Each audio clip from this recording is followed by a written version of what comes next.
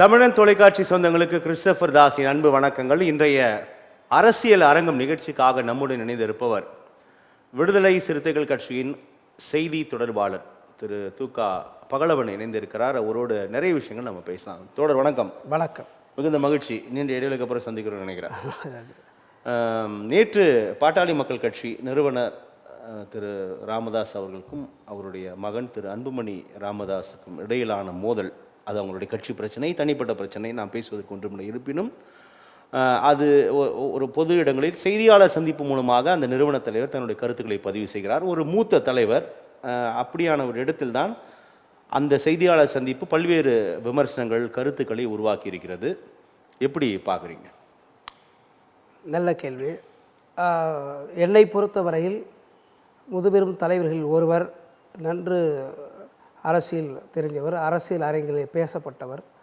அது ஒன்றிய அரசாக இருந்தாலும் ஒரு மாநில அரசாங்கமாக இருந்தாலும் மிகப்பெரிய பரிச்சயமான அரசியலை வந்து ஒரு ஷேக் பண்ணுற அளவுக்கு ஒரு பவர்ஃபுல் லீடராக இருந்தவர் தான்.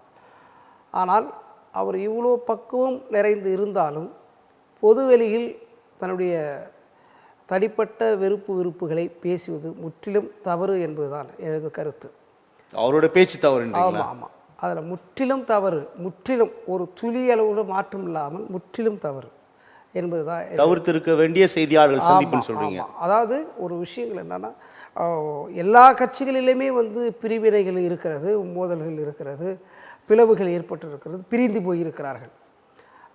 நம்ம கண்கூட பார்த்த ஒரு அரசியல் தளங்களில் வந்து கலைஞரிடத்திலே முரண்பட்டு அண்ணன் வைகோ அவர்கள் வெளியே வந்திருந்தார்கள். அண்ணா திராவிட முன்னேற்ற கழகத்தில் அம்மையார் ஜெயலலிதா இருக்கும்போது ஆர்.எம். வீரப்பன், திருநாவுக்கரசு, இப்படி முதுபெரும் தலைவர்கள் எல்லோரும் வெளியில் வந்ததை நம்ம பார்த்துருக்குறோம்.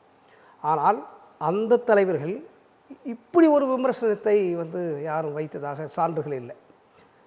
ஒரு தலைவரோடு நெருங்கி பேசுவது அரசியலாகவும் இருக்கும், தனிப்பட்ட விருப்பமும் இருக்கும். அப்படி நம்மளோட தனிப்பட்ட விருப்பத்தை பகிர்ந்து கொள்கிறார்கள் என்று சொன்னால் அவரோடு ஒருவராக இணக்கமாக இருக்கிறது தான் பொருள். அது அந்த இணக்கமாக இருக்கும்போது மகிழ்ச்சி தருகிற போது, தள்ளி வருகிற போது, அது விமர்சனமாக வருகிற போது, அந்த தனிப்பட்ட விஷயத்தை பேசுகிற யாராக இருந்தாலும் அரசியலுக்கு அப்பாற்பட்டு நின்று தன்னைத்தானே அவதூறு பரப்பிக் கொள்கிறார்கள் என்றுதான் பொருளாக மாறும் என்பது எனது பார்வை. என்னை பொறுத்தவரையில் முதிர்ச்சியாக இருக்குது உங்களுடைய கருத்து திரு பகலவன். ரொம்ப அழகாக சொன்னீங்க, ரொம்ப நேர்த்தியாக உங்களுடைய கருத்தை பதிவு செய்தீங்க. ஆனால் இருப்பினும் இது ஒரு கட்சி இரு தலைவர்கள் இடையிலான கருத்து என்பதை விட அவருடைய மகன் அல்லவா, அவர் தான் நியமிக்கிறாரு. நான் மத்திய அமைச்சராக தவறு செய்து விட்டேன் அப்படின்னு ரொம்ப உருக்கமாக ஒரு மூத்த தலைவரின் மனக்குமுறலாக அதை பார்க்கக்கூடாது. அதாவது நான் என்ன சொல்றேன்னா, அவருடைய தந்தை மகன் என்றதுனால நீங்கள் அதை உருக்கம்னு சொல்கிறீங்க. தந்தை மகன் இல்லாத ஒருவரை இப்படி ஒருத்தர் பேசியிருந்தா இவர் எவ்வளோ வன்மம் உள்ளவர்னு சொல்லியிருப்பீங்க. தந்தை மகன் உருக்கம்னு சொல்கிறீங்க. அப்படி வேற நான் அப்போ என்ன சொல்லியிருப்பீங்க? தவறு அப்படின்னு தோணும். என்ன அவரை வந்து தவறு, அவர் துரோகி அப்படின்னு நான் சொல்லியிருப்பேன், என்ன துரோகின்னு அவர் சொல்லியிருப்பார். அப்போது இது வந்து நான் கேட்டேன், பாருங்க, அரசியல் என்பது மக்களை தெளிவுபடுத்துவது. இது நான் என் தலைவர் கற்றுக் கொடுத்த பாடம். ஒரு மக்களை, விளிம்புநில மக்களை விழிப்புணர்வுப்படுத்துவது, அதன் மூலமாக அவர்களை அரசியல்படுத்துவது, எது சரி எது தவறு என்கிற அந்த புரிதலை உருவாக்குவதற்குத்தான் வெவ்வேறு காலங்களில் வெவ்வேறு அரசியல்கள் உருவாகிக்கொண்டே இருக்கிறது. அப்போ புதிய வருகை வந்து கொண்டே இருக்கிறது. விடுதலை சிறுத்தைகள் வைத்திருக்கிற கருத்தை கடந்து இன்னொரு அரசியல் புதிதாக தோன்றும்போது அது ஒரு கருத்து வைக்கிறது, அது வைக்கிற கருத்தை கடந்து இன்னொரு அரசியல் தோன்றுவது. அப்போ ஒவ்வொரு நேரங்களும் ஒவ்வொரு கருத்தியல் மாறுபட்டு வருகிறது. ஆனால் இன்றைக்கி பாருங்கள், தந்தை மகன் என்ற உறவிலே பேசவும் கூட ஒரு தந்தை ஒரு மகனை காக்க வேண்டும். பாருங்க, அவர் சொல்கிறாரு அவங்க அம்மா மீது வந்து ஒரு பாட்டில் எடுத்து வீசிட்டாரு அப்படின்றாரு. இந்த உலகத்தில் தாயிடும் சண்டை போடாத மகன் யாருமே கிடையாது. ஏன்னா அது அன்பு சண்டை.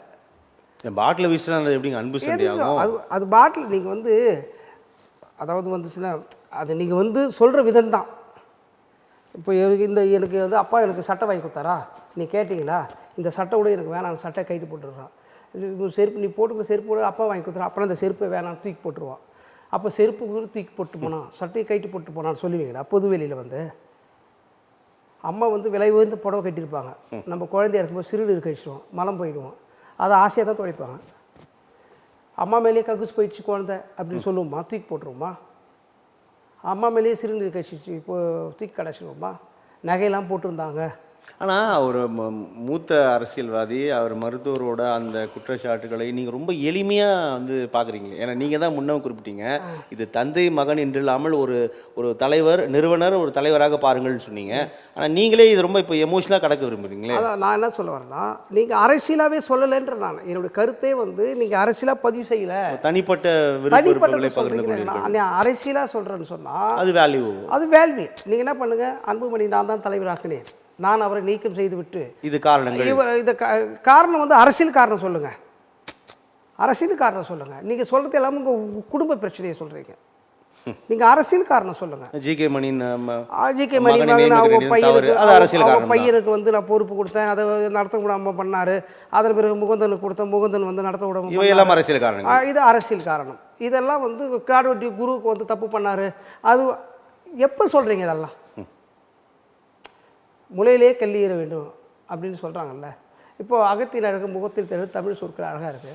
நான் வந்து 29 வயதில் வந்து அவர் வந்து மத்திய அமைச்சர் ஆகிறது என்னுடைய தவறுன்னு எப்போ சொல்கிறீங்க? 35 வயதில் நான் வந்து ஆகணும்னு சொல்கிறேன், எப்போ சொல்கிறீங்க அதை? இதை எல்லாருமே கேட்டாங்களே. நீங்கள் வந்து என் குடும்பத்தில் ஒருவரை கூட நான் என்னுடைய அரசியல் காலத்தில் கொண்டு வர மாட்டேன், அப்படி கொண்டு வந்தால் முட்டு சந்தையில் நிற்க வைத்து என்னை சவுக்கால் அடிக்கிறார் சொன்னீங்களேன்னு சொல்லி விமர்சனம் வந்துச்சு. அந்த விமர்சனத்துக்கு பதிவு சொல்ல, அதுதான் பதிவு செய்கிறேன். என்னுடைய சத்தியத்தை மீறி இவரை மத்திய அமைச்சர் ஆக்கினேன்றார். அதாவது நீங்கள் கடந்து வந்த அரசியல் அத்தனையுமே பிழையானது. நீங்கள் வந்து ரொம்ப வந்து ராஜதந்திரியமான அரசியல்வாதி கிடையாது. நீங்கள் வந்து மிக மோசமான அரசியல் சக்தி வாய்ந்தவர். நீங்கள் அரசியலும் சாக்கடை ஒன்று என்பதுக்கு அடையாளம் ராமதாஸ் தான், வேறு யாரும் கிடையாது. தமிழ்நாட்டு அரசியலில் அவ்வளோ போல் ஒரு மட்டமான அரசியல் பண்ண அரசியல் தலைவரே கிடையாது. அவ்வளோ கொடூரமான தலைவர். நீங்கள் 1983 அல்லது 84 இடஒதுக்கீடு கேட்டு போராட்டம் நடத்துகிறீங்க. அரசுக்கிட்ட தான் போராட்டம் நடத்தி இடஒதுக்கீடு பெறணும். ஆனால் நீங்கள் என்ன பண்ணுறீங்க? தாழ்த்தப்பட்ட மக்களுடைய குடிசையெல்லாம் கொடுத்துறீங்க, சாலை ஓரம் இருந்த மரங்கள்லாம் வெட்டி போடுறீங்க, போக்குவரத்தில் இருக்கிற எல்லா பேருந்துகளையும் அடிக்கிறீங்க, பொது வெளியில் இருக்கிற எல்லாரையும் வந்து வன்முறை காடாக மாற்றுறீங்க. அந்த வன்முறை காடாக மாற்றிய ஒரே அரசியல் தலைவர் ராமதாஸ் அவர்கள் தான். இடஒதுக்கீடு யார் தரணும்? அதுக்கு முன்னதாக அவர் நிகழ்த்தப்பட்டது இல்லையா தமிழக அரசியல்? ஒன்று சொல்லுங்கள். அப்படியான சம்பவங்கள் நடந்ததே கிடையாது. சொல்லுங்கள். அப்படி ஒரு சம்பவம் நடந்திருக்கு. இங்கே இந்திய எதிர்ப்பு போராட்டத்துக்கு நடந்திருக்கு. இந்திய எதிர்ப்பு போராட்டத்துக்கு என்னன்னா, மத்திய அரசு ஒன்றிய அரசுடைய ரயில் போக்குவரத்துகளை வந்து தண்டவர்கள் தலை வைத்திருக்கிறேன். ஆனால் ரயில் எதிர்ப்பு நடந்திருக்காங்க, ரயிலில் மறித்து இருக்கிறாங்க, தபால் நிலையத்திட்டு போராட்டம் நடத்தியிருக்கிறாங்க. மத்திய அரசாங்கத்துக்கு சொந்தமான எந்தெந்த கட்டிடம் இருக்கோ அதை இடத்துல போய் போராட்டம் பண்ணிக்கிறாங்க. எங்களுக்கு தீ வச்சு கொளுத்திருக்காங்களா? சான்று இருக்கா? நீங்கள் ஊடக வேளாளர் தான், இப்போ இல்லைன்னா நாளைக்கு கூட சொல்லுங்கள், தப்பு இல்லை. அப்படி நடந்திருக்குதா? இடஒதுக்கீடு கேட்க வேண்டியது அரசாங்கம். தாழ்த்தப்பட்ட மக்களுடைய குடிசையை கொளுத்திட்டீங்கன்னா உங்களுக்கு இடஒதுக்கீடு கிடைச்சிடுமா? சொல்லுங்கள். அப்போது உங்களுடைய அரசியல் பார்வை எவ்வளோ பெரிய மோசமானது. ஜெர்மனி ஆண்ட வந்து ஹிட்லரை விட மோசமானது, மிக கொடூரமானது. அந்த கொடூரம் சிந்தனையோடு இருப்பதனால தான் இன்றைக்கி மகனையே வந்து நீங்கள் வந்து வேறு விதமாக பேசுகிறீங்க. பாருங்க, அரசியல் இருக்கட்டுங்க, அவர் வந்து உங்களுடைய மகனுங்க. இன்றைக்கி நீங்கள் சொல்லி வச்சதை எல்லாம் நாளைக்கு வய போகிறவங்களாம் சொல்லுவான். நாளைக்கு போய் எங்கேயாவது ஒரு இடத்த அவர் பிரச்சாரம் அன்புமணி போனார்னா உன் அப்பனே உன்னை மதிக்கலன்னு சொல்லுவான். அந்த ஒரு வழி வந்து யார் போக்கு போகிறது, எப்படி போக்க முடியும்? எந்த மருந்தால் ஆற்ற முடியும்? ஒரு சாமானியன் நான் சொல்கிறேன். நான் எங்களுக்கு அவங்களுக்கு நிறைய முரண்பாடு இருக்குது. அந்த பகைமையை நான் குளிர்காய் எந்த நேரத்துக்கு வரல. நான் சராசரி ஒரு மனித பிறப்பு, அந்த அடையாளத்துலேருந்து சொல்கிறேன். அதெல்லாம் வந்து என்னோடய பேரையே வந்து ஒரு எங்கள் கட்சிக்காரங்க துண்டறிக்கையிலே எதுலேயே போடுறவங்க எனக்கு எவ்வளோ வலியை கொடுக்கும். இது வந்து எவ்வளோ பெரிய வலியை கொடுக்கும் நினச்சி பாருங்கள். சாதாரண மனிதனாக பாருங்கள் சார், எவ்வளோ மோசமான வழியாக இருக்குது. இது ஒன்றும் தமிழக அரசியல் களத்திற்கு புதிதல்ல. ஏற்கனவே திமுக தலைவர் அவருடைய மூத்த மகன் அழகிரியை இதேபோல் செய்தியாளர் சந்திப்பில் என்னுடைய இளைய மகனை வந்து கொலை செய்து விடுவேன் என்றெல்லாம் சொன்னார் அப்படின்னு எல்லாம் நம்ம கதறியதை பார்த்தோம். அது நாளடைவில் கண்கள் பறித்தது, மனம் விலகியதுன்ற ஒரு அறிக்கைகளையும் பார்த்தோம். அது மாதிரி இதுவும் தந்தை மகன் பிரச்சனை நாளடைவில் சரியாகிவிடும், இதற்கே நீ இவ்வளவு விமர்சனங்கள் கருத்துக்கள் அப்படின்றது எதிர்குறல்களும் ஒழிக்கின்றன. இந்த ஒப்பீடு எப்படி புரிஞ்சுக்கலாம் பாருங்க? நீங்கள் வந்து ஒப்பீடு சொல்கிறேன். ஆனால் ஸ்டாலின் அவர்களுக்கும் ஆனால் அழகிரி அவர்களுக்கும் அவரோட குடும்பத்திலேயே அவங்க களத்தில் இருக்கிற அரசியலிலேயே நிறைய வந்து ஏற்றத்தாழ்வுகள் இருக்கு. முரண்கள் இருந்தன. அதுதான் முரண் புது இல்ல. வழியில் வந்துச்சு. இவர் வந்து களத்தில் சிறு வயதுலேருந்து களத்திலே நிற்கிறார் தளபதி ஸ்டாலின் அவர்கள். அவர் திடீர்னு வராரு. திடீர்னு வந்தாலும் விமர்சனம் தானாக வந்துடும். அக்கா கனிமொழி வந்த போதும் இப்போ விமர்சனம் வந்துச்சு. சரி, அது போல நான் கட்டி காத்து வளர்த்த கட்சியை இப்படி செய்கிறாரே அப்படின்னு மருத்துவர் ராமதாஸ் அவர்களோட ஆதங்கமாக இதை புரிஞ்சுக்காம ஏன் திருப்பி நீங்கள் வந்து தவறுன்னு சொல்கிறீங்க அப்படின்னா அதே லாஜிக்கில் நான் பேசுகிறேன். இல்லை நான் என்ன சொல்கிறேன்னா, நீங்கள் வந்து என்ன சொல்கிறீங்க, உங்கள் ஃபேமிலியில் நடந்தது அத்தனையும் சொல்கிறீங்க. நீங்கள் அரசியல் இப்போ பௌர்ணமி மாநாடு நடத்தினார், அதில் வந்து மக்கள் கூட்டம் குறைவாக இருந்துச்சு, நான் கூட்டின கூட்டம் இல்லை, அவர் இன்னும் கொஞ்சம் கூட்டியிருப்பார் நான் எதிர்பார்த்தேன் அப்படின்னு சொல்லணும். ஒன்று கூட்டத்தை நான் பார்த்து இது வரைக்கும் பார்த்த கூட்டத்தை விட கூடுதலாக இருக்குது, இதை ஏற்பாடு செய்த அன்புமணிக்கு என்னுடைய வாழ்த்துக்கள்னா சொல்லணும். பிழை இருந்தால் பிழை அரசியலாக சொல்லுங்கன்ற நான். நீங்கள் என்ன பண்ணுறீங்க, சௌமியா என் காலில் விழுந்தாங்க, அன்புமணி என் காலில் விழுந்தார், அதனால் வந்து நான் பிஜேபிக்கு போயிட்டேன். அப்போ உங்களுடைய கொள்கையை பிடிப்பே இல்லையே. நீங்கள் பரவாயில்ல, தோத்தாலும் பரவாயில்ல, நம்ம கட்சி அழிஞ்சாலும் பரவாயில்லை, நான் பாமகவோடும் பாஜகவோடும் கூட்டணி இல்லைன்னு எங்கள் தலைவர் டிக்ளேர் பண்ணுறாரு. நீங்கள் சேர்த்துக்கிறீங்க சேர்க்கல, நான் வரல, எப்போதும் வரல. என்னுடைய அரசியல் எவ்வளோ பின்தங்கி போனாலும் அதை பற்றி நான் கவலைப்படலை. உங்கள் 2 பேரும் மதவாத சக்தியோடும் சாதிவாத சக்தியோடும் கூட்டணி இல்லை, ஓப்பன் ஸ்டேட்மெண்ட். அதுமாதிரி சொல்லுங்கள் சார், உங்களுக்கு பாஜகவோட கூட்டணி இல்லைன்னா நான் வரமாட்டேன், அப்படி நீ போகிறதா இருந்தால் பதவி ராஜினாமா செஞ்சு போ அப்படின்னு சொல்லுங்கள். அதான கொள்கை பிடிப்பு. அப்போது எல்லாமே அப்போ என்னென்னமோ மாறி இருக்குது, கை மாறி இருக்குது, பெட்டி மாறி இருக்குதுன்னு சொல்கிறாங்க. அப்போ இதையெல்லாம் நீங்கள் போட்டு உடைக்கிறீங்க. இப்போ இந்த சம்பவத்தை எப்படி பார்க்கலான்னு சொல்கிறீங்க? நானும் சார் நீங்கள் அரசியலாக சார் நீங்கள் பேசுறது அல்ல எல்லாவற்றையும். இப்போ நம்ம 2 பேரும் பேசுகிறத மக்கள் பார்த்துக்கிறாங்க, நம்ம 2 பேரும் பேச போகிறது இல்லை. இப்போ மக்கள் பேச போகிறாங்க. நீங்கள் கேட்குற கேள்வியும் நான் சொல்கிற பதிலும் மக்களுக்கு சரியாக போய் சேரணும். இப்போ நம்ம 2 பேரும் மக்கள் பிரீதி தான், நண்பர்கள்ன்றது அப்புறம். மக்கள் பிரீதிக்கு மக்களுக்கு என்ன சொல்கிறீங்க? நீங்கள் மக்களுக்கு சொன்னீங்களா? நேற்று பேசின பேச்சுகள் ஊடகத்தில் பேசுனது மக்களுக்கு ஒரு கருத்து சொன்னீங்களா? சொல்லுங்கள், ஒரு கருத்து கூட சொல்ல. வாழ்நாளுக்கு முழுக்க அவர் இதய வலியோடு இருக்கிற வலியை தான் உருவாக்கியிருக்கிறீங்க. அன்புமணி தப்பு செஞ்சார் சரி செஞ்சார்ன்றதுக்கு நான் வரல, ஆனால் நீங்கள் கொடுத்தது வலி அது தப்புன்னு சொல்ல வர, அவ்வளோதான். நீங்கள் அரசியலே சொல்லலை. நேற்று கூட நான் சொல்ல, அன்புமணி அவர்கள் இந்த பதவியிலிருந்து எடுக்கிறேன், மீண்டும் கோகாமணியை இந்த தலைவர் பதவியை நடத்துவார், நான் போட்ட முகுந்தன் அவரு தான் அப்படின்னு உங்களை சொல்ல முடிஞ்சுதா? சொல்ல முடியல. 108 பேர் மாவட்ட செயலாளர், 8 பேர் தான் வந்தாங்க, 100 பேர் வரலை. அப்போவே நான் வந்து செத்து போயிட்டேன்றீங்க. செத்து போயிட்டு கொள்கை செத்து போச்சா, நீங்கள் வச்சுக்கிற எல்லா தன்மையும் செத்து போச்சா, அதுக்கு எடுபட இல்லையா? அப்போ நீங்கள் இது மாதிரிலாம் சொல்கிறத மக்கள் பார்த்துக்கிட்டு இருக்கிறாங்க. இது வந்து ஒரு நீங்கள் வந்து சாமானிய மக்களுடைய கட்சி, அதுக்கு பேரே வந்து பாட்டாளி மக்கள் கட்சி, உழைக்கிற மக்களுக்கான கட்சி. உழைக்கிறவங்களுக்கு மூர்க்கத்தனமான சிந்தனைகள் ஓடும். அவங்க காடுலேயும் கழுதுலேயும் மாடு ஆடுன்னு ஓடி கிடக்கிற மனிதர்கள்கிட்ட பேசுறது கிடையாது, ஆடு மாடுகிட்ட பேசலாம். அவங்களுக்கு வந்து நல்ல புரிதலை சொல்லுங்கள் சார்.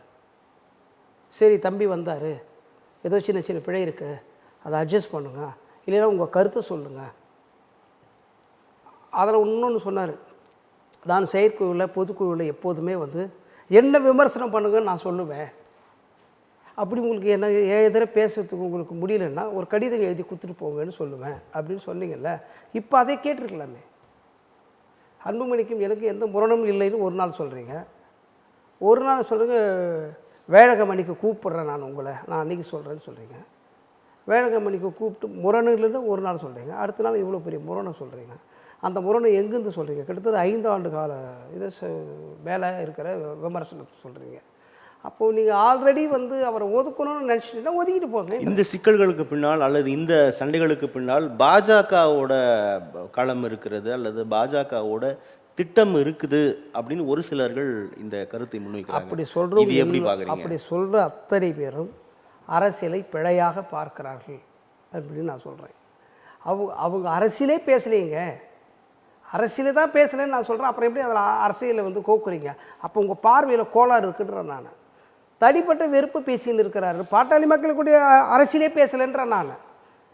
மருத்துவர் ராமதாஸ் அவர்கள் பாட்டாளி மக்கள் கட்சியினுடைய அரசியலே பேசலை. இல்லை, இருந்தாலும் சிக்கல் என்பது கூட்டணி தான். கூட்டணி விஷயத்தை பிரதானமாக வைக்கிறார் இல்லையா? நான் என்ன நான் சொல்றேன், அதிமுகவோடு போக வேண்டும் என்று சொன்னேன். ஆனால் அது பாஜகவோடு நினைத்தார்கள். திருமதி அன்புமணி, சௌமியா அன்புமணி தான் நான் சொல்வதற்குள்ளாக பாஜக கூட்டணி வைத்தார் அப்படின்னா இது அரசியலா நீங்க பார்க்க மாட்டீங்களா? எப்ப சொல்லணும், தனிப்பட்ட குற்றச்சாட்டுகளை கடந்து கூட்டணி பிரதானமா பேசுறாரு. இதை எப்போ சொல்லியிருக்கணும்னு சொன்னா, நடந்து முடிந்த நாடாளுமன்ற தேர்தல் ரிசல்ட் வந்து பார்த்தீங்களா, அன்னைக்கு மறுநாள் பத்திரிகையாளர் சந்திப்பார் இல்லைங்களா, நான் ஒரு கணக்கு போட்டு வச்சுருந்தேன், அந்த கணக்கு வந்து பொய்த்து போச்சு, மகன் சொன்னாருன்றதுக்காக இந்த முறை நான் இப்படி ஒரு கூட்டணி போயிட்டேன், அதுதான் எனக்கு இவ்வளோ பெரிய பாதிப்பு உண்டாயிருக்கு, நான் ஒரு கணக்கு இப்படி போட்டு வச்சுட்டேன், அப்படி போட்டுருந்தான் ஒரு 3 இடம் 2 இடம் வந்திருக்கான வாய்ப்பு இருந்துச்சு, அந்த வாய்ப்பு வந்து தவறாக போச்சு.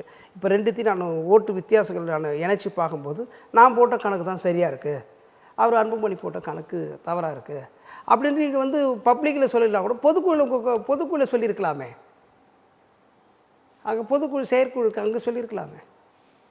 அப்போ வந்து அன்புமணியை அவர் புரிஞ்சுக்கிட்டு இருப்பார், ஆமாம் 2 ஓட்டையும் ஒன்றா பார்த்துருப்பார், கரெக்டு தான், அப்பா சொல்கிறது கரெக்டு, தலைவர் சொல்கிறது கரெக்டு, ஐயா சொல்கிறது கரெக்டு அப்படின்னு சொல்லியிருப்பார். எல்லோருக்கும் ஒரு கால்குலேஷன் இருக்குது, அந்த கால்குலேஷனை வச்சு பாருங்கள், மத்தியில் அரசாங்கம் இருக்குது, நாம் இப்படி போனாக்கா நமக்கு வந்து ஒரு பாதுகாப்பு இருக்கும், நமக்கு ஒரு பெட்டி கூட கனமாக வரும், இல்லை நம்மளுக்கு சீட்டு கூடுதலாக வரும், அடுத்து வரப்போகிறதுல இந்த சீட்டை கட்டி இன்னொரு கூட்டணிக்கு போகும்போது கூடுதலாக வாங்கலாம், அவர் ஒரு கால்குலேஷன் வச்சுருப்பார். ஒருவேளை இதை நம்ம தோத்தாலாம் தோக்கலாம், ஆனால் வரப்போகிற தேர்தலில் கூடுதலாக நம்ம இடம் பெறலாம் அப்படின்னு கூட நினைக்க அவர் ஒரு கணக்கு வச்சுருந்துருப்பார். ஒருவேளை இந்த கணக்கு தப்பாக இருந்தால் ரைட், பரவாயில்ல, நெக்ஸ்ட் நீங்கள் சொல்கிறத ஏற்றுக்கிறேன், அரசியலாக போகும்போது அதை விட்டுவிட்டு நீங்கள் பாட்டுக்கு இஷ்டத்துக்கு வந்து காலம்பெல்லாம் வெளியிலே வர முடியாத பேசுறது தப்பு இல்லை. இதை நான் தனிப்பட்ட முறை தான் சொல்கிறேன். நான் அது வந்து அந்த அரசியல் இருக்கிறவங்க தான் அதனுடைய வழி தெரியும், அது எவ்வளோ பெரிய மனசை வந்து காயப்படுத்தும்னு சொல்லி. எங்களுக்கு இப்போவும் அவங்க மேலே விமர்சனம் இருக்குது, அவங்க எங்கள் மேலே பரப்பாத அவதூறே, எங்கள் தலைவர் மேலே பரப்பாத அவதூறே கிடையாது, நாடக காதல்னு சொல்லி அதுக்கு காரணமாக காதலிக்கிறதுக்கு காரணமே வந்து விடுதலை சிறுத்தைகள் தலைவர் தான் அப்படின்னு சொன்னார். அதுக்காக வந்து அனைத்து சாதியின் கூட்டமைப்பு ஒன்று உருவாக்கி மாவட்டந்தோறும் வந்து மாநாடு நடத்தினார். அதன் பிறகு நடந்த ஆணவ கொலைகள் ஏராளம் இப்போ வரைக்கும் தொடருது. அதனால தான் வந்து இன்றைக்கி வந்து ஒருத்தன் போய் ஜெயிலில் இருக்கிறான். அதனால் வந்து அவ்வளோ மோசமான அவதூறுகளை பரப்பினாலும் சராசரி மனுஷன்றதுனால, ஒரு மனிதன் அப்படின்றதுனால நான் இதை சொல்ல வரேன். இப்போ பொதுவெளியில் அல்லது அரசியல் கட்சிகளிடையே இது எந்த விதமான தாக்கத்தை ஏற்படுத்தும், இதனால் விசிகாவிற்கு சற்று மைலேஜ் அதிகரித்திருக்கிறது அப்படின்னு சில அரசியல் விமர்சகர்கள் இது சொல்கிறாங்க, அது அப்படி பார்க்கலாமா? அதாவது நாங்கள் வந்து இப்படி ஒரு அரசியல் செய்ய வேண்டிய தேவையும் இல்லை, அப்படி ஒரு நாகரிகமற்ற தலைவரும் எங்கள் தலைவர் அல்ல. இன்றைக்கி எங்கள் தலைவரோட போய் நீங்கள் பேட்டி கேட்டால் கூட நான் வருந்துகிறேன்னு சொல்லுவார். ஏன் அப்படி பேசுகிறா தெரியல, நான் எனக்கு வருத்தமாக தான் இருக்குது அப்படி தான் சொல்லுவார். அதை பார்த்து ஆஹா நான் இதை நினச்சேன், எங்களுக்கு எவ்வளோ பண்ணாங்க, இப்போ தான் அவங்க இது மாதிரி, அப்படி ஒரு ஒரு ரொம்ப மோசமான வக்கிரமான தலைவர் எங்கள் தலைவர் கிடையாது. இதை பார்த்து மனம் நொந்து வருத்தப்படுகிறேன்னு சொல்லுவார். அந்த மாதிரி அரசியல் எங்களுக்கு தேவையே கிடையாது, அப்படி ஒரு ஆசையே எங்களுக்கு இல்லை. பாஜகவோட கூட்டணி, அதிமுகவோட கூட்டணி என்பதுதான் இதற்குள்ளாக இருக்கக்கூடிய முக்கியமான பிரச்சனை. ஏன்னா அன்புமணி மீதான வழக்கு நிலுவையில் இருக்கிறது. அதே காரணம் காட்டி பாஜக வேறு வித அழுத்தங்களில் ஈடுபடுகிறது அப்படின்ற விமர்சனம் இருக்கும். ஏன்னா பாஜகவுடைய அரசியல் அத்தனை அப்படி தான். இது மாதிரி ஊழல் குற்றச்சாட்டு சார்ந்தவர்கள் அத்தனை பேரையும் அருகில் அரவணைத்து அவர்களை வைத்து அரசியல் செய்வது பாஜக. பிற மாநிலங்களில் இருக்கின்ற தலைவர்கள் அத்தனை பேரையுமே வந்து அவர்கள் ஈடி ரைடு அதெல்லாம் விட்டுட்ட பிறகு அவங்களோட போய் சேர்ந்த பிறகு அதெல்லாம் இருக்காது. அந்த வலையில் அன்புமணி இருக்கலாம், அதில் மாற்று கருத்து இல்லை. அவர் அதற்காக இந்த ஸ்டாண்டு எடுத்திருக்கலாம், அதுலேயும் மாற்று கருத்து இல்லை. அப்படி தான் அவர் போயிருப்பார்ன்றது முற்றிலும் உண்மையாக கூட இருக்கலாம். அந்த அரசியல் இருக்குது, நம்மளுக்கு அதில் மாற்று கருத்து இல்லை. ஆனால் அதற்காக வந்து நீங்கள் அதெல்லாம் சொல்கிறேன் நான், உங்கள் கருத்தை வந்து நீங்கள் பொதுக்குழுலையோ செயற்குழுலையோ நீங்கள் இதை கண்டிக்கலாமே, தப்பு இல்லையே. இப்போ எங்கள் தலைவர் கூட நான் வந்து ஊடகத்திலே கூட ஒரு தவறுதலாக பேசினா கூட வந்து உடனே அதை பார்த்துட்டு எதனா ஒரு வேலை சொன்னாங்கன்னா அது வந்து இந்த மாதிரிலாம் பேசாதீங்க, நம்ம செய்தியாளர்கள் வந்து தேவையில்லாமல் கூட கேள்விலாம் கேட்பாங்க, அதுக்கு வந்து என்னவோ அதுக்கு தகுந்த மாதிரி அரசியல் பாருங்கள். எங்களை பொறுத்த வரைக்கும் எங்கள் தலைவருடைய அறிக்கையே எங்கள் நல்ல பதில் சொல்லும். எங்கள் தலைவருக்கு எந்த ப்ரெஸ்டேஜும் கிடையாது. அவர் அப்படி பார்க்குற ஆளே கிடையாது. யாராவது வந்து முகநூலில் வந்து நேரலில் வந்து ஒரு அரசியல் நடத்துவாங்களா? எல்லாரும் பார்க்குறாங்க, உலகம் தழுவிய அளவில் பார்க்குறாங்க, மற்ற எல்லா கட்சிக்காரங்களும் பார்க்கலாம். அதில் வந்து எங்களுக்கு அரசியல் நடத்துகிறார். அப்போ அந்த மக்களும் பார்க்குறாங்க, எங்கள் கட்சி சார்ந்த உறுப்பினர்களும் பார்க்குறாங்க, பொதுமக்களும் பார்க்குறாங்க. அப்போ பொதுமக்கள் பார்க்குறாங்க, அதிலே வந்து எங்களுக்கு எதிராக இருக்கிறவங்க வந்து அந்த லைவில் நேரலில் பார்த்திங்கன்னா தவறான கருத்து கூட பதிவு செய்வாங்க. அப்போ அவனுக்கு எவ்வளோ பெரிய முட்டாளாக இருப்பாங்க பாருங்கள். ஒரு பொது வெளியில் ஒருத்தர் ஒரு செய்தியை சொல்கிறாரு, அதில் வந்து இவனுடைய வன்பத்தை கக்குவான். இது அவங்க கட்சி விஷயம், பொது வெளியில் எப்போ போடுறீங்கன்னு கேட்கலாம். அதை கவனிங்க, பரவாயில்லைங்க, இது மாதிரி ஒரு வெளிப்படைத்தன்மையாக இருக்கிறது இருந்தால் பரவாயில்ல அப்படின்னு சொல்ல வேண்டிய வருவேன். மோசமான அவதூறுகளை பேசுவான். அது யாரானா பாட்டாளி மக்கள் கட்சிக்காரனாக இருப்பான், அது யாரானா ஆர்எஸ்எஸ்காரனாக இருப்பான், அவன் யாரானா பிஜேபிக்காரனாக இருப்பான். நான் என்ன சொல்கிறேன், எந்த கட்சியாக இருந்தாலும் மக்களுக்கான கட்சி தானே. நம்ம மக்களை தெளிவுபடுத்தணுமா, நம்ம முரண் கட்சி அரசியல் முரண் தான் அதை சொல்லுங்கன்ற நான். யார் அதில் தப்பே இல்லை. நீங்கள் எல்லோரும் விமர்சனம் பண்ணுங்கள், அதை அரசியலோட விமர்சனம் பண்ணுங்கள், என்ன நான் தெளிவுபடுத்திக்கிறேன்றேன். உங்கள் விமர்சனம் என்னை தெளிவுபடுத்தணும். இப்போ நீங்கள் சொல்கிறீங்க இல்லையா, அன்புமணி வந்து அவர் மேலே வழக்கு வருது, அந்த வழக்குக்காக தான், அதுக்கு அச்சப்பட்டு தான் வந்து பிஜேபியோட கூட்டணி வச்சுட்டாங்க அப்படின்னு ஒரு செய்தி இருக்குன்றீங்க. இருக்கலாம். அப்போ அவரே புரிஞ்சுக்குவார், ஆமாம் நம்ம பண்ணது தப்பு, அவர் மாற்றி அமைக்கலான்னு அன்புமணிக்கு ஒரு புரிதல் உண்டு பண்ணுது. இப்படி ஒரு விமர்சனம் சொல்லுங்கள் சார்ன்ற நான். நீங்கள் வன்மனத்தில் பண்ணுறீங்க. தனிநபர் விமர்சனம் வந்து சமூகத்தை சீர்படுத்தாது, சீர்குலைக்கும். தனிநபர் விமர்சனம் வந்து ஒருத்தரை வந்து தலைநிபர் வைக்கணும். விமர்சனத்தை விடுதலை சிறுத்தைகள் வரவேற்கிறது. அது மூலமாக நாங்கள் தெளிவு பெற விரும்புகிறோம். நாங்கள் சொல்கிறதெல்லாம் சரி, நாங்கள் எந்த இடத்தையும் சொல்கிறது கிடையாது. பிழை இருக்கும், பிழை இல்லாமல் யாரும் நடக்க முடியாது.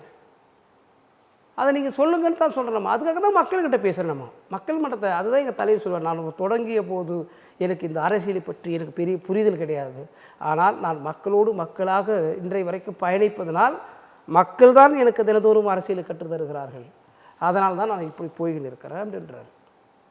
இதை விட நாங்கள் மக்கள் பிரதி, மக்களுக்கான களம், மக்கள் என்ன சொல்கிறாங்களோ அதை செய்ய சேவகன், அவ்வளோதான்.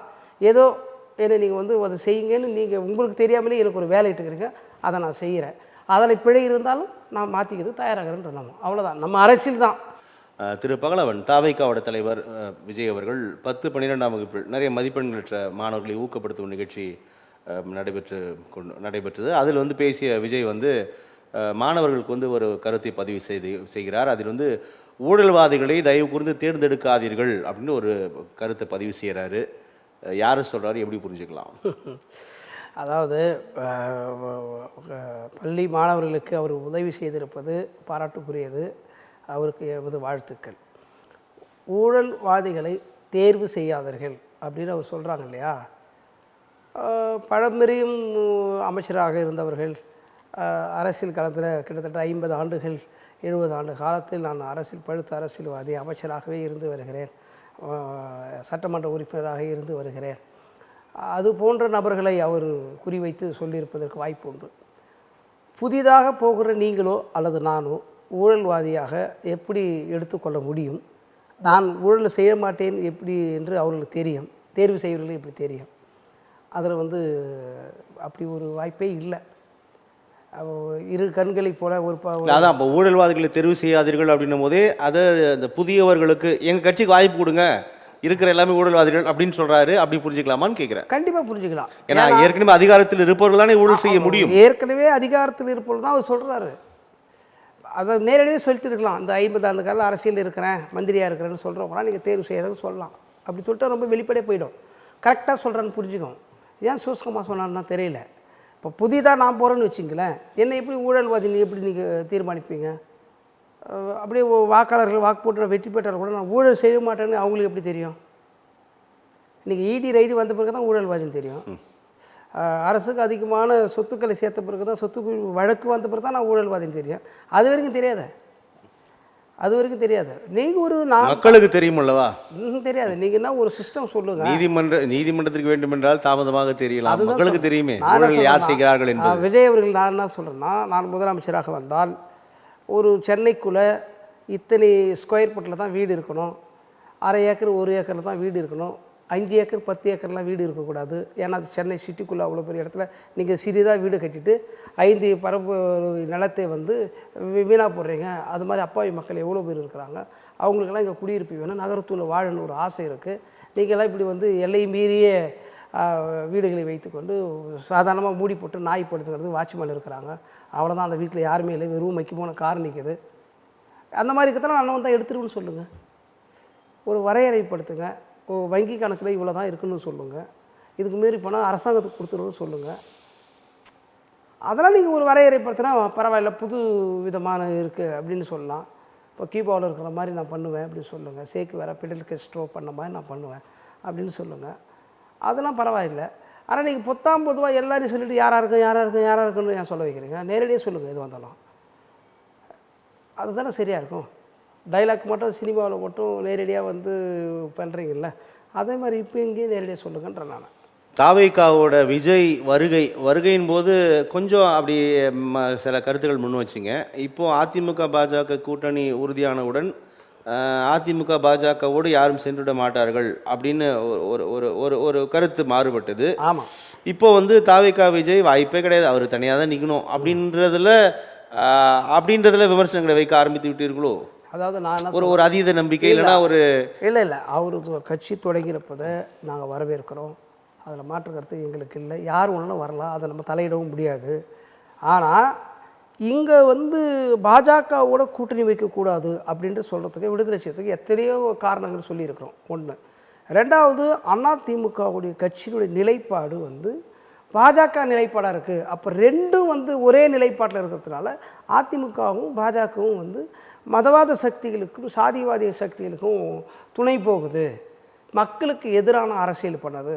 பாஜக வந்து இந்திய அரசியலமைப்பு சட்டத்தை மாற்றணும், மனுஸ்மிருதியை கொண்டு வரணும், ஆர்எஸ்எஸோட திட்டங்கள்லாம் நடைமுறைப்படுத்தணும் அப்படின்னு நினைக்கிது. அப்போ இது மக்களுக்கு எதிராக நடக்கும். இப்போ மக்களுக்கு எதிராக வரும்போது இங்கேன்னா வந்து மோதலுக்கு வரும், மத மோதலுக்கு வரும். அந்த மத மோதலை உருவாக்குற ஒரு திட்டம் வச்சுக்கிற கட்சியோடு நீங்கள் சேரலாமான்றது தான் எங்கள் கேள்வி. அதிமுக அது துணை போகுது, அவரை போல் நீங்களும் போயிடாதீங்க, நீங்கள் அந்நியப்பட்டு. எங்கள் கொள்கை எங்களுக்கு, அவங்க கொள்கை அவங்களுக்கு. இது வந்து தேர்தல் கூட்டணி மட்டும்தான். அதை ஒரு மாதிரி அந்த அந்த அந்த சீக்வன்ஸில் மட்டும்தான் நாங்கள் அலைன்ஸில் இருக்கிறோம். ஆனால் எங்களுடைய கொள்கை கோட்பாடில் நாங்கள் ரொம்ப உறுதியாக தான் இருக்குன்னு சொல்கிறோம் அதிமுக. அதுதான் சொல்கிறேன். அதுதான் இப்போ. ஆனால் நீங்கள் கூட்டணி வைத்து விட்டார்கள் என்பதற்காக முழுவதுமாக பாஜகவோடு இவர்கள் அவர்களுடைய கொள்கை கோட்பாடை கூட இவர்கள் உள்வாங்கி தான் செஞ்சுட்டாங்கன்ற அந்த பிரச்சாரம் எப்படி பார்க்க? அதுதான் சொல்கிறேன். நீங்கள் கூட்டணிக்கு ராமதாஸ் ஐயா கூட சொன்னார், நாங்கள் கூட்டணியில் இருக்கிறதுக்காக அந்த கூட்டணி திரும்பத்துக்காக ஓட்டு போட்டுன்னார். எதை நீட்டு தேர்வு கொண்டு வரும்போது, ஒரு சட்ட தீர்மானம் கொண்டு வரும்போது இவங்க ஓட்டு போடலைனாக்கா அதிமுகவும் பாமக ஓட்டு போடலாம், அந்த சட்டம் இன்றைக்கி நிறைவேற்றப்பட்டிருக்காது. அப்பாவி மக்கள் செத்துருக்க மாட்டாங்க, படிக்கிற இளைஞருக்கு செத்துருக்க மாட்டாங்க. அப்போது நீங்கள் கூட்டணின்னு சொல்லிட்டு ஓட்டை போட்டுட்டு இப்போ வந்து ஐயோ நம்ம பண்ணிட்டு தப்புன்னு சொல்கிறீங்க. சட்டமே நிறைவேற்றப்பட்டுருச்சு. அப்போது நீங்கள் அதுதான் சொல்கிறோம், வார் வராதுக்கு முன்னே தடுக்கணுன்றது எங்களுடைய கருத்து. நீங்கள் என்ன பண்ணுறீங்க, எத்தனை பேர் சாவறாங்க எண்ணிட்டு அதனுக்கு பேசலான்னு சொல்கிறீங்க. நாங்கள் அதை சொல்லலை. போர் வருவதுக்கு முன்னே தடு. அந்த பிரச்சனை வந்து மக்கள் பாதிக்கப்படுவாங்க. இன்றைக்கி எத்தனையோ நாடுகளில் வந்து இன்றைக்கி போர் நடந்து இன்றைக்கி கஞ்சிக்கு கூழுக்கு இல்லாத மக்கள் அப்படியே பார்க்கும்போதே நம்மளுக்கு ஒன்றும் முடியாது. தண்ணி கூட கிடைக்கலன்றாங்க. அப்போ அந்த மாதிரி நிலை இங்கே வந்துடக்கூடாதுன்னு நம்ம சொல்கிறோம். அது வருமானம் பாதுகாக்கணும்னு நாங்கள் சொல்கிறோம். அப்போ நாங்கள் கூட்டணி தான் போவோம், இப்படி தான் போவோம், எங்கள் கொள்கை எங்களுக்கு, அப்போ உங்கள் கொள்கை ஆர்எஸ்எஸ்க்கு ஒத்து போகுதான்னு கேட்குறோம். ஆர்எஸ்எஸ் கொள்கைக்கு ஒத்து போகுதா? இப்போ இந்திய கொடி வந்து காவி கொடியாக மாற்றணுன்றாங்க. இஸ்லாம் நாடுகளில் வந்து எப்படி வந்து அவங்க கொடி பறக்குதோ அது இது இந்த ராஷ்டிரமும் அப்படி வந்து நம்ம காவி கொடி கொண்டு வரணுன்றாங்க. இதில் எங்களுக்கு சமத்துவ நாடு, எங்களுக்கு இன்றைக்கு இருக்கிற தேசிய கொடி சிறப்பானது, அது வேண்டாம், இந்தியானே இருக்கட்டும், பாரத் அப்படின்னு இருக்க வேணாம், இந்தியா இருக்கிறது என்ன தப்பாயிட போகுது, இந்த கொடியில் என்ன பிரச்சனை இருக்குது அப்படின்னு சொல்கிறோம். இல்லைங்க, காவி கொடி தாங்க இருக்கணும் அப்படின்னு நீங்கள் சொல்லுங்கன்னா சொல்லுங்கள். இதுதான் எங்களுக்கு முரண். நாங்கள் எது பாஜக மேலே எங்களுக்கு நான் பகையினா இருக்குது. எங்கள் தலைவர் நாளைக்கு போன மந்திரி ஆகிடுவாங்க. இவங்களுக்கு தானே வழி இருக்குது, அதிமுகவும் தாவேக்காவுக்கும் தானே வழி இருக்குது, எங்களுக்கும் தான் வழி இருக்குது, இன்னும் சில கட்சிகளுக்கும் தான் வழி இருக்கும். யாரும் இல்லைன்னு சொல்ல முடியும். அவங்க இங்கே தமிழ்நாட்டிலேருந்து வேணும் தானே சொல்லின்னு இருக்கிறாங்க. அதுக்கு தானே குதிரை பேரம் பேசின்னு இருக்கிறாங்க. அந்த குதிரை பேரம் பேசி அவங்களே விழுங்க போகிறாங்க. அதன் பிறகு தான் உங்களுக்கு தெரியும். திமுக ஆட்சி பொறுப்பேற்ற போது பட்டியலின மக்களுக்கு எதிரான பிரச்சனைகள் குறைந்துவிடும், ரொம்ப கூடுதல் கவனம் செலுத்துவாங்க, ஏன்னா சமூக நீதி அரசு அப்படின்னு தான் பொதுவாக பேசப்பட்டது. வேங்கை வயல் பிரச்சனை அது தொடர்பான விமர்சனம், அது தொடர்பாக கடுமையான அதிருப்திகள் முடியறதுக்குள்ளே திரௌபதி அம்மன் கோயில் பிரச்சனை உருவாச்சு. இப்போ சமீபத்தில் இந்த வடகாடு பிரச்சனை. ஸோ இப்படி பார்க்கும் பொழுது சாமி கும்பிடுவதற்கு, சொந்த காசில் புல்லட் வாங்கி ஓட்டுறதுக்கு, சாப்பிட்றதுக்கு, தெருவில் நடக்கிறதுக்கு அப்படியான ரொம்ப ரொம்ப மிக மிக 50-100 ஆண்டுகளுக்கு முன்னால் இருக்கக்கூடிய நிழலை அல்லது நிலையை 2025லும் கட்டமைக்க நினைக்கிறார்கள் அயோக்கியர்கள். இதை இந்த அரசாங்கம் இன்னும் நடவடிக்கை எடுக்குது, இல்லைன்னு சொல்ல. ஆனால் சரியான நடவடிக்கை எடுக்குதா? மாவட்ட நிர்வாகத்திற்கு போதிய அதிகாரம் தரப்படுகிறதா? ஏன்னா ஒரு மாவட்ட நிர்வாகம் நினைத்தாலே அந்தந்த பிரச்சனையை ஒரு நாள் தீர்த்து விட முடியும். ஆனால் 20 ஆண்டுகள், 18 ஆண்டுகள், 30 ஆண்டுகள் இவ்வாறான பிரச்சனைகள் தொடர்ந்து கொண்டே இருப்பதை இந்த அரசாங்கம் அறியாமல் இருக்கிறதா? நீங்கள் எப்படி பார்க்குறீங்க? அதாவது ஒரு ஆட்சி அதிகாரத்தில் வந்துட்டா அதை தடுத்து அவங்க தான் நிறுத்தணும் அப்படின்றது நம்மளுடைய எதிர்பார்ப்பு. ஆனால் அது நடைமுறை இல்லை. எதிர்பார்ப்புன்றது என் உரிமை. உரிமை இதுக்கு தான் உனக்கு வாக்கு செலுத்திருக்கேன். நடக்கணும், எனக்கு வேணும், அதுதான் எனக்கு வேணும், இது நடக்கணும், இதை நடைமுறைப்படுத்தணும் அப்படின்னு தான் நம்ம சொல்கிறோம். அதே மாதிரி இருக்கிற சட்டம் இருக்குது பார்த்தீங்களா, இந்த மாதிரி எஸ்எஸ்டி ஆக்ட்லாம் இருக்குது பார்த்தீங்களா, அதையே நியாயமான முறையில் காவல்துறை அதிகாரிகள் பயன்படுத்தினால் இது போன்ற சச்சரவுகள் வருவது குறைந்துடும், முற்றிலும் குறைந்துடும். ஆனால் அந்த எஸ்சிஎஸ்டி சட்டத்தை கூட அதிகார வரம்புக்குள்ளே இருக்காங்க பாரு, அவங்க பயன்படுத்தி தான் மிஸ்யூஸ் பண்ணுறாங்க, தவறுதலாக வழி நடத்துகிறாங்க. அது நமக்கு நிறைய பேர் தெரியும். ஆனால் இங்கே இருக்கிற உளவியல் இன்னும் மாறுபட்டு இருக்குதுன்னு சொன்னால், சாதிய கட்டமைப்போடு அடுக்குகளை காலங்காலமாக வச்சுட்டு இருக்கிறது இந்து மதம். இன்றைக்கி யமன் எது மேலே வருவான்னு சொன்னால், இன்றைக்கி கூட எருமை மாட்டு மேலே தான் வருவான்னு சொல்கிறான். ஆனால் விலை உயர்ந்த ரோஸ் ராய் காரில் வருவான்னு சொல்கிறதே இல்லை ஜெட்டு விமானத்தில் வருவான் அப்படின்னு சொல்கிறதில்ல. இன்றைக்கி நவீன உலகத்தில் இருக்கிறவங்க கூட யமன் எருமை மாட்டு மேலே தான் வருவான்றான்.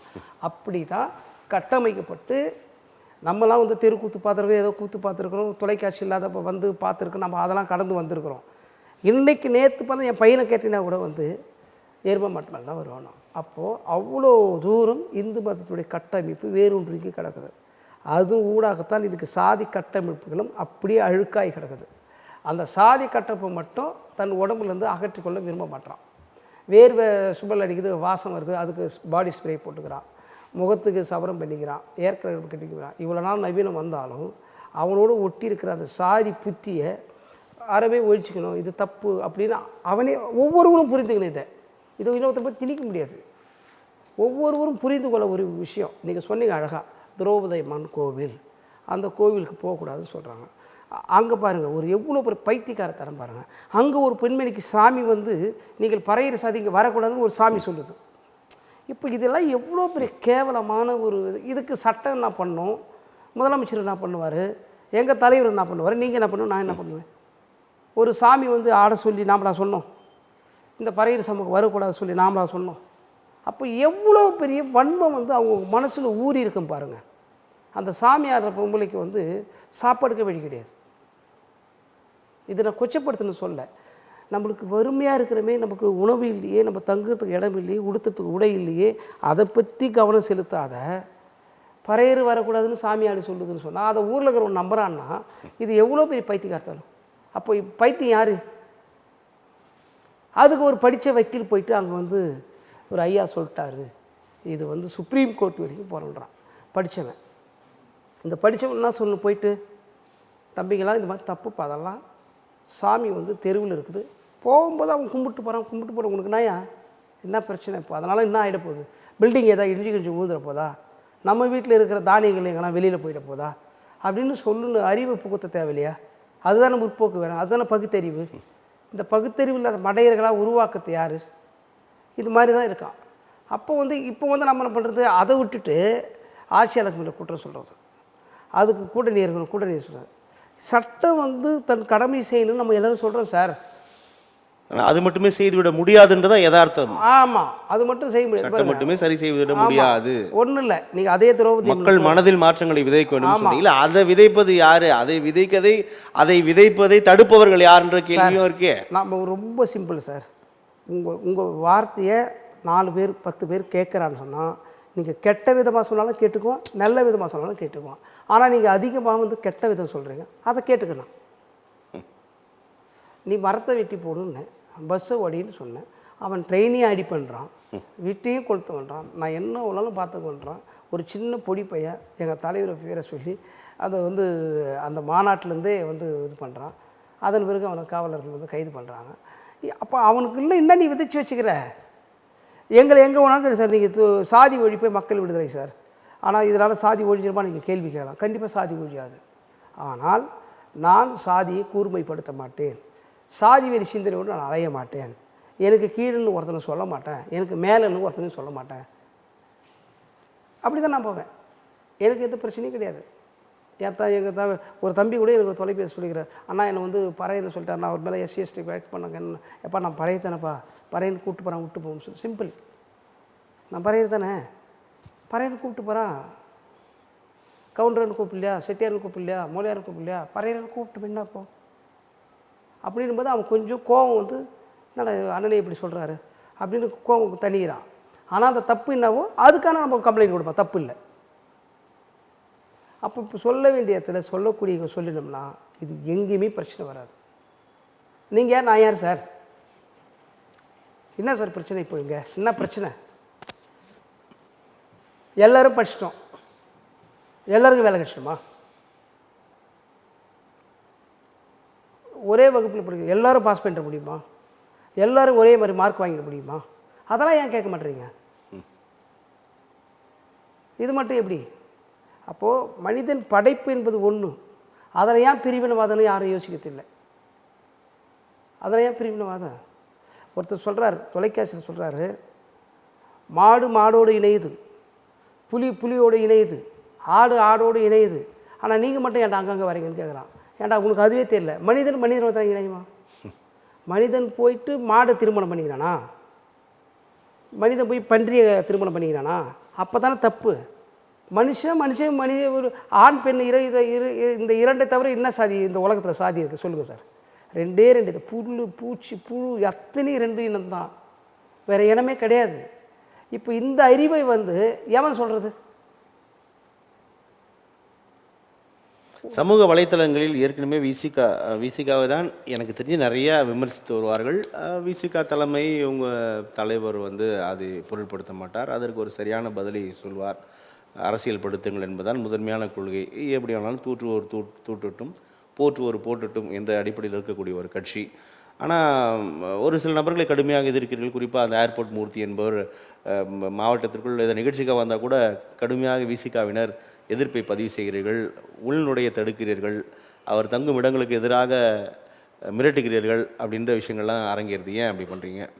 அதாவது அவருக்கு சும்மா ஒரு ட்ரெய்லர் தான் இது, மெயின் பிக்சர்லாம் பின்னாடி இருக்குது.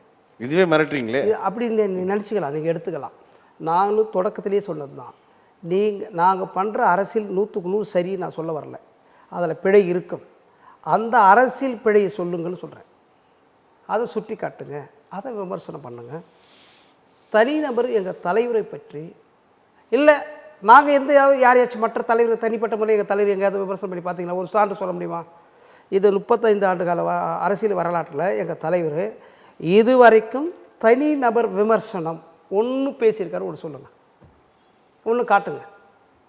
யாரையும் தனிநபர் விமர்சனமாக தனிப்பட்ட முறையிலே எங்கள் தலைவர் இதுவரைக்கும் வெறுப்பு விமர்சனம் பேசுனதே கிடையாது. மிகப்பெரிய துரோகம்லாம் செஞ்சுருக்காங்க எங்கள் தலைவருக்கு. எங்களுடைய உழைப்பு மகத்தானது, எங்கள் தலைவருடைய உழைப்பு மகத்தானது, எங்களுடைய தலைவருடைய அரசியல் அறிவு மகத்தானது, இந்த மண்ணுக்கு தேவையானது. ஆனால் அவரை வந்து அவ்வளோ கொச்சைப்படுத்தி பேசுகிறாங்க. இத்தனைக்கு வந்து லட்சக்கணக்கான ஒடுக்கப்பட்ட விளிம்பில் மக்களை இன்றைக்கி விழிப்புணர்வு பட செய்திருக்கிறார். அதனால தான் நான் வந்து விழிப்பாக உங்கள்கிட்ட பேசுகிற ஒரு அரிய வாய்ப்பு கிடைத்தது. எங்கள் தலைவர் கொடுத்தது, எங்கள் அப்பா அம்மா கொடுத்தது கிடையாது. எங்கள் அப்பா அம்மாலாம் படிக்காதவங்க, எங்கள் தலைவர் தான். நானே சரியாக படிக்காதவன், ஆனால் இன்றைக்கி நான் உலகம் தரம் வாய்ந்த புத்தகங்களை, தலைவர் அறிஞர் பெருமக்களுடைய புத்தகங்களை படிக்கிற ஒரு வாய்ப்பு கொடுத்தது எங்கள் தலைவர் தான். தேடி தேடி படிக்கிறேன் ஒரு விஷயம். நான் ஒரு தொடர்ச்சியாக சேகுவரா புத்தகங்கள் நிறைய படிச்சுக்கிறேன். நேற்று ஒரு சிறிய புத்தகத்தை படிச்சுட்டு இருந்தேன். அதில் சேகுவரா அவர்களுக்கும் எங்கள் தலைவருக்கும் ஒப்பிடில் பட்ட ஒரு கடுகளோட மாற்றமே இல்லை. அவ்வளோ தேடுதலை தேடியிருக்கார் சேகுவரா. அவ்வளவு தேடுதலை தமிழ்நாட்டில் வந்து சேகுவராவை போல தேடிக்கொண்டு இருப்பவர் அன்பு தலைவர் அண்ணன் எழுச்சி தமிழர். அவரு போல் ஒரு அரசியல் தேடுதலை நீங்கள் வேறு யார்கிட்டையும் பார்க்கவே முடியாது. புதிய பரிணாமம், புதிய ஒரு யுக்தி. இன்றைக்கி வந்து பார்த்திங்கன்னா பெரியார்லேருந்து கலைஞர்லேருந்து அண்ணன் ஸ்டாலின்லேருந்து அண்ணன் வைகோ உட்பட சமஸ்கிருதம் கலந்து தான் பேசுகிறாங்க. சமஸ்கிருதம், ஆங்கிலம் இல்லை, சமஸ்கிருதம். ஆனால் எங்கள் தலைவர் ஒருவர் தான் சமஸ்கிருத கலப்பு இல்லாமல் பேசுகிற ஒரு தமிழ் சொல்ல அசல் தமிழை பேசுகிறார். சமஸ்கிருதம் ஒரு கடுகளை கூட கலக்காம நீங்கள் எல்லாருடைய உரைகளையும் எடுத்து பாருங்கள், எங்கள் தலைவருடைய உரையும் எடுத்து பாருங்கள். அவங்க சமஸ்கிருதம் என்னென்ன பேசுகிறாங்க. நானே சொல்லுவேன், மத்திய சர்க்கார் அப்படின்னு அண்ணன் வைகோ பேசுவார். சர்க்கார்னா சமஸ்கிருதம். ஒரு உதாரணத்தை சொல்கிறேன், அவருக்கு நான் பாடம் எடுக்கிறவனுக்கு பெரிய ஆள் கிடையாது. சமஸ்கிருதம் அந்த சொல் இருக்குன்னு சொல்கிறேன். அவ்வளோ ஒரு கவனமாக பேசக்கூடிய நபர்னு புரிஞ்சுக்கிறேன். அவர் வந்து கவனமாக கூட இல்லை, எளிதாகவே தமிழையே பேசுகிறாரு. ஆங்கிலம் கிடையாதுங்க. மீண்டும் சொல்கிறேன், சமஸ்கிருத கலப்பு இல்லாத பேசுகிற ஒரே தலைவர் வந்து அன்பு தலைவரான எழுச்சி தமிழ் தான். நீங்கள் எடுத்து பாருங்கள். இது நான் புதுதாக சொல்கிறேன், நான் ரொம்ப பார்த்தேன். ஏன்னா ஐயா பெரியாருடைய புத்தகங்களை படித்தேன், நிறைய சமஸ்கிருத கலப்பு வார்த்தைகள். ஆனால் வைகோவுடைய உரைகள் பார்த்தேன், நிறைய சமஸ்கிருத வார்த்தைகள் கலந்த உரைகள். ஏன்னா அவங்க வந்த காலம் சமஸ்கிருதம் வாழ்ந்துக்கிட்டு வந்த காலம், அவருடைய ஏஜுக்கெலாம், அவருடைய வயதுக்கெல்லாம். அதனால் அது அவரை அறியாமல் வரும், அது இருக்கும். ஆனால் இங்கே வந்து அப்படி இல்லை, அதுதான் நம்ம சொல்கிறோம். அதனால் வந்து நாம் வந்து மக்களுக்கான இந்த யார் பெரிய சொன்னீங்க, ஏர்போர்ட் மூர்த்தின்னு சொன்னீங்க. ஏர்போர்ட் மூர்த்திக்கெலாம் என்ன சொல்கிறதுன்னு கேட்டிங்கன்னா, நீங்கள் வந்து ஒரு இப்போ நீங்கள்னு சொல்கிறேன், நான் அவன் எனக்கு என்னால் சொல்ல முடியும். ஏன்னா உங்களை மாதிரி கூவம் 6 வாயு நான் வச்சிடல. கூச்சமே இல்லாமல் நீங்கள் வந்து பேசுகிறீங்க. அதாவது நான் பேசுகிறது மூலமாக தான் என்னை எதிரில் இருக்கிறவங்க என்னை விரும்புவான். நான் இப்படி பேசுனா என்னை மட்டமாக தான் அவன் எங்கே இருக்கிறான் பார்த்தியா, அப்படி தான் பேசுவான்னு தான் சொல்லுவாங்க. நீ நினச்சின்னு இருக்கிற, நீ இப்படி பேசுனா இப்படி பேசுனா நம்மளுக்கு அவன் எலும்பு துண்டு போடுவான், அதுக்கு தான் நீங்கள் பயன்படுறீங்கன்னு தெரியுது. புரட்சியாளர் அம்பேத்கர் ரொம்ப தெளிவாக சொல்லியிருக்கிறார். நான் எழுதியிருக்கிற அரசியலமைப்பு சட்டத்தில் ஒடுக்கப்பட்ட தாழ்த்தப்பட்ட மக்களுக்கு நான் எழுதியிருக்கிறேன். நான் இந்த சட்டத்தை நீங்கள் முழுமையாக உள்வாங்கிவிட்டால் இந்த நாட்டை நான் ஆட்சி கொள்ள முடியும். ஆனால் என்னோடு இருக்கிற துரோகிகளால் இதை என்னால் பெற முடியவில்லை. இந்து மதத்தை என் பேனாங்குலையால் குத்தி கிழித்து விடுவேன். ஆனால் உங்களை போன்ற துரோகிகளால் நான் பக்கத்தில் வைத்துக்கொண்டு அதை என்னால் செய்ய முடியவில்லைன்னு சொன்னார். அதனால தான் மனசு வெறுத்து போயிட்டு நாக்பூர் போய் 10 லட்சம் பேரை திரட்டி கொண்டு போயிட்டு மதம் மாறினார், பௌத்தத்தை வினார். இந்த வெறுப்பு தான் அவருக்கு, இந்த வெறுப்பு தான் கூட இருக்கிறவங்க மேலே தான் வெறுப்பு. அவர் நண்பர்களுக்கு ஒரு கடிதம் எழுதின ஒரு புத்தகம் ஒன்று இருக்குது. அவருடைய நண்பர்கள், சகா நண்பர்களோட எப்படி மனம் விட்டு பேசினார், கடிதம் எப்படி கடிதம் எழுதியிருக்காரு, கடிதம் வந்திருக்கு அப்படின்றத அதில் பாருங்கள். அதில் ஃபுல்லாக எழுதி வச்சுருக்காரு. நண்பர்கள் கடிதம் எழுதிக்கிறார் பர்சனலாக. இது ரொம்ப மனசு கஷ்டமாகுது எனக்கு. அதனால தான் ஒரு கட்டத்திலே சொல்லிட்டார், நான் எழுதிய சட்டம் இது சரியில்லைன்னு சொல்கிறேன், நானே தீ வைத்து கொளுத்துவேன். அந்த மாதிரி தான் இங்கே இந்த இந்த இந்த இந்த 1990 விடுதலை செய்து தோன்றி இயக்கம் 2025 வரை இந்த ஒடுக்கப்பட்ட மக்களுடைய தலைநிமிருக்காக ஒரு அடையாளமாக இருக்கிறார் என்று சொன்னால் அன்பு தலைவர் அண்ணன் எழுச்சி தமிழ் ஒருத்தர் தான், வேறு யாருமே கிடையாது. புரட்சியாளர் அம்பேத்கர் அவர்கள் சட்டம் எழுதி வச்சுருக்காரு. அதில் வந்து கல்லூரியிலையோ பள்ளியிலையோ சேருவதற்கான வாய்ப்பு கிடைச்சிருக்கு, வேலை வாய்ப்புகளே வாய்ப்பு கிடைச்சிருக்கு, அதில் மாற்று கருத்து இல்லை. ஆனால் ஒரு மனிதன் தன்னிச்சையாக போக முடிய துணிவை கொடுத்து தமிழ்நாட்டு மண்ணில் வந்து அன்பு தலைவர் அண்ணன் எழுச்சி தமிழ் மட்டும்தான். இன்றைக்கி அரசு அதிகாரிகள் இடத்துல என்னுடைய முகவரி அட்டையை கொடுத்தால் போதும், உள்ளே வாங்க உட்காருங்க பேசுகின்ற அந்த இடத்தை கொடுத்தது அன்பு தலைவர் அண்ணன் எழுச்சி தமிழ் தான். வேறு எந்த சட்டமும் செய்யலை, அதை சட்டமே செய்யலை. சட்டம் சொல்லுது அவருக்கு மரியாதை கொடுக்கணும், ஆனால் செய்யலை. ஆனால் எங்களை செய்ய வச்சு உட்கார வச்சது யாருன்னு சொன்னால் எங்கள் தலைவர் அன்பு தலைவர் எழுச்சி தமிழ் தான். இங்கே விழிப்பாயிரு நெருப்பாய் எழுன்னு சொல்லிக்கிறார். நாங்கள் விழிப்பாக இருக்கிறோம், நெருப்பாக எழுதுகிறோம். ஆனால் இது போன்ற எலும்பு துண்டுகள் ஏற்பட்ட மூர்த்தி போன்றவர்கள்லாம் பேசுகிறானுங்கன்னு சொன்னாக்கா அதெல்லாம் ஒரு பொருட்டே கிடையாது. எங்கள் தலைவர் காலில் வர செருப்பில் ஒரு தூசி கூட சமம் இல்லாத நபர்கள். இப்படி நான் தரம் தாழ்ந்து சொல்லக்கூடாது, ஒரு மனிதனை குச்சப்படுத்தக்கூடாது. ஆனால் நீங்கள் அப்படி நடந்துக்கிறீங்க, அப்படி நடந்துக்கிறீங்க நீங்கள். அதனால் வந்து இப்படி ஒரு வார்த்தை வருது, இதை விட தெரியாத வார்த்தைகள்லாம் வரும். அதனால் வந்து நான் இங்கே வந்துட்டு நான் அங்கே வரேன் இங்கே வரேன்னு சும்மா ஏதாவது ஒரு பேசிட்டு போகலாம். அதெல்லாம் வந்து தேவையில்லாத. நீ ஒரு ஆளா, நம்ம வந்து பண்ணலாமா? தமிழக அரசு மீது புரியுது உங்கள் மீது வைக்கிற விமர்சனங்கள், அதற்கு உங்கள் தலைவரோட எதிர்குறல்கள் புரிந்து கொள்ள முடிகிறது. நம்ம அடுத்ததாக தமிழக அரசு மீது தொடர்ச்சியாக வைக்கின்ற ஒரு விமர்சனம் அல்லது குற்றச்சாட்டு என்பது சட்டம் ஒழுங்கு பிரச்சனை.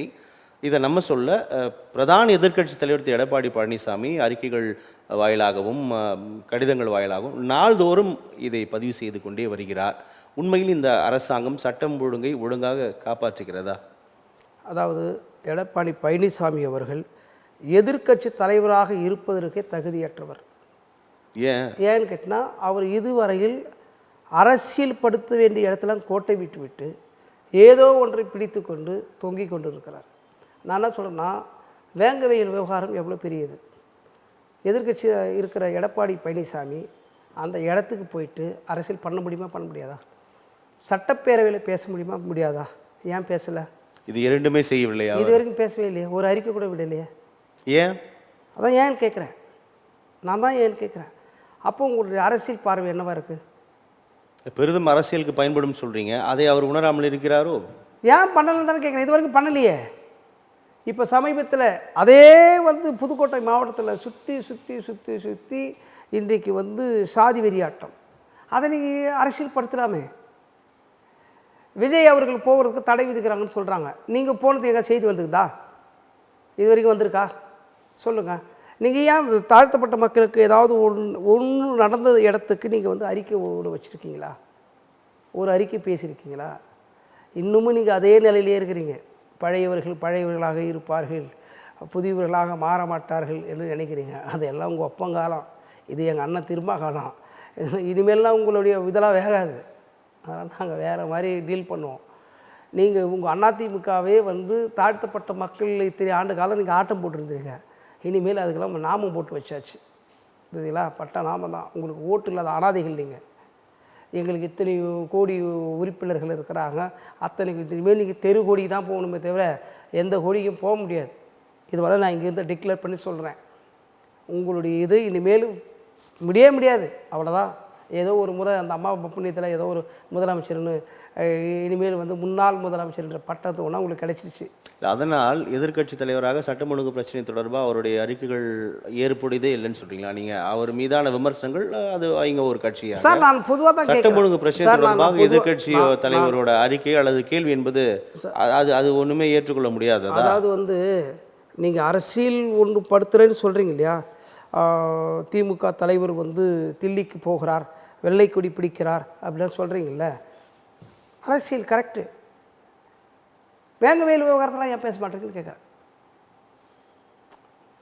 இப்போ நீங்கள் உங்கள் பார்வை பேசவில்லை, பேசியது அது பேசவில்லை என்பதால் அவர் பேசுவது எல்லாமே தவறு என்று ஆகிவிடாது. இல்லை, அதையும் பேசியிருக்க வேண்டும், மறுப்பதற்கு இது என்னன்னு கேட்டிங்கன்னா நேரடியாக மக்கள் பிரச்சனை.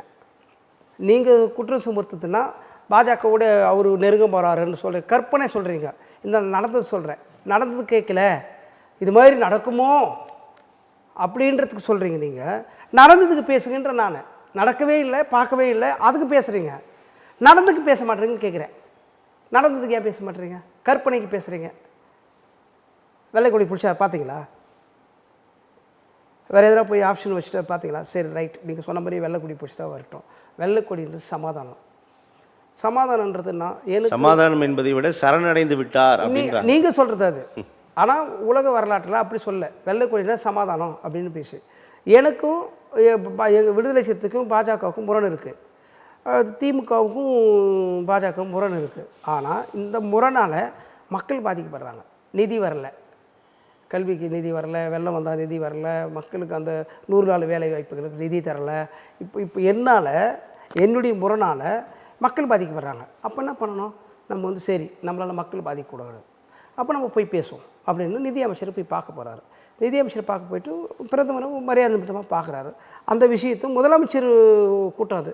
எல்லா சுற்றி உள்ள மாநிலங்கள் இருக்கிற எல்லாம் தான் வராங்க.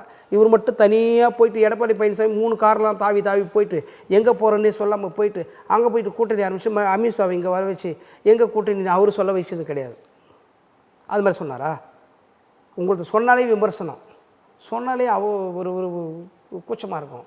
ஆனால் இங்கே நேரடியாக இங்கேருந்து போகிறது நான் டெல்லிக்கு போகிறேன்றாரு. டெல்லிக்கு போய்ட்டு நான் இவரை சந்திச்சுன்னு இப்போ டிவியில் பேட்டி கொடுக்குறாரு. அங்கே என்ன பேசுகிறது சொல்கிறாரு. பேசிட்டு நிதி பெறத்துக்காக போயிருக்குன்னு சொல்கிறாரு. அவங்க வீட்டுக்கு ஏதாவது கேட்டாரா? சொல்லுங்கள். நீங்கள் ஒன்று என்னென்னோ சொல்கிறீங்க, இருக்கும், அப்படி கூட இருக்கும். நம்ம அதில் எதுக்கு மாற்றுக்கிறது சொல்ல முடியாது, இருக்கலாம். நன்றி பகலன், உங்கள் வருகைக்கும் கருத்து பகிர்க்கு மிக்க நன்றி. நன்றி நன்றி.